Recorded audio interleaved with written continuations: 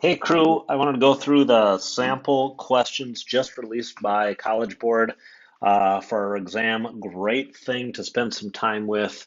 Um, like I said in the intro, it will take some time to understand what's going on. That's why I'm here with this video. And once you understand it, um, it won't take you long to write the code as long as it took to understand it, but you will likely make some mistakes and learn a couple of things along the way. And that's a good thing.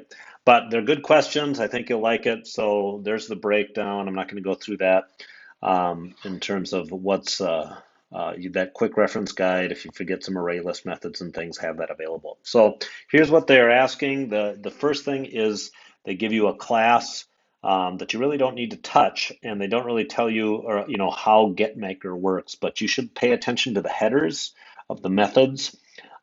Each one, Boolean, this one, getMaker returns string, is electronic returns a Boolean, and there is a way to test if two objects are equal. So here's the thing, you will call all of these three methods in the solution.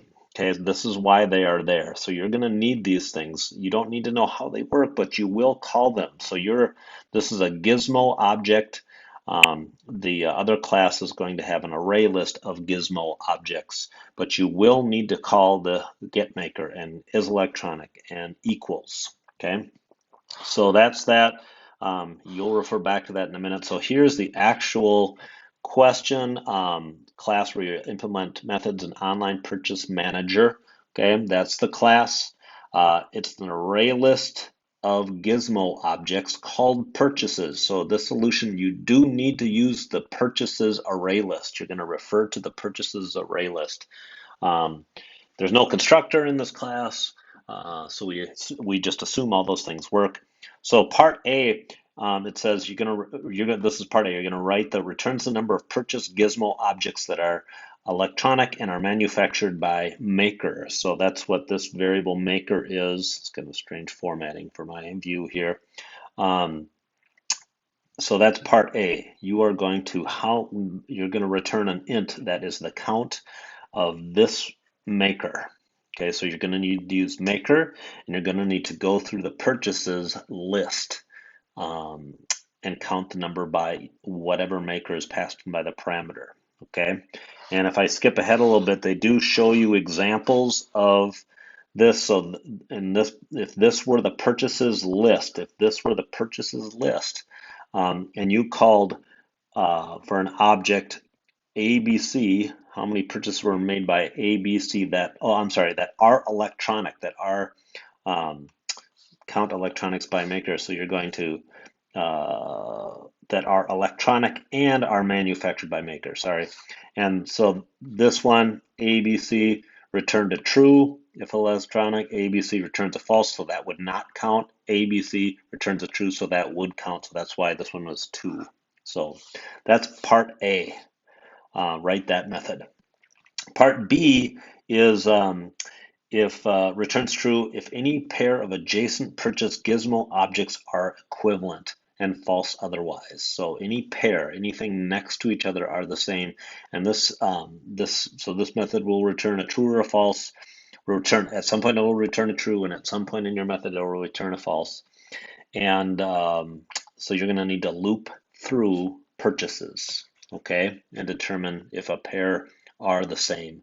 And this is, remember, where you will use the dot equals method. You don't need to know what that means, but you will have your gizmo objects called dot equals to see if they are the same.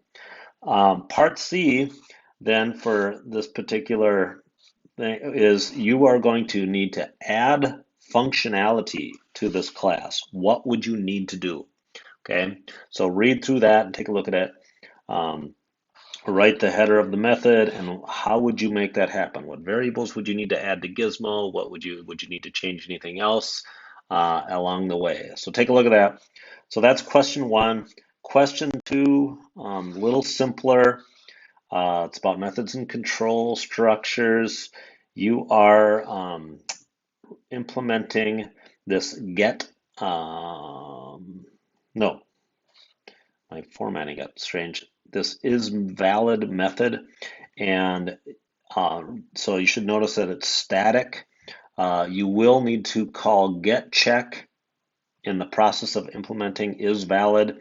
And if it says returns true if the num with check digit, this variable, okay, so you're going to need to use that variable name, is valid, false otherwise. And here's what makes it valid.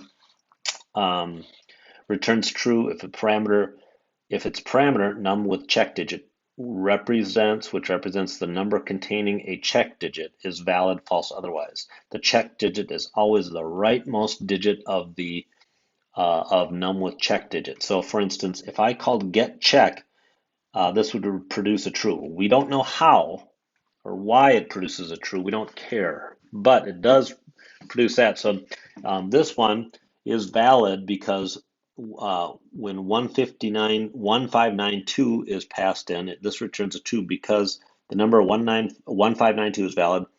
Combination of a number 159 and its check digit 2. Okay, this one returned false because this digit did not match what get check produced. Okay, so that's what your job is for that, is valid. Part B for question 2, again, you're adding functionality to check digit. What would you need to do to make that happen? Read through that and check your solution with mine. So good luck. You got this. Like I said, you will make a few mistakes. You just need to learn from them. And I firmly believe that this will be a very similar question to what you'll see on exam day. Let me know if you have any questions at all.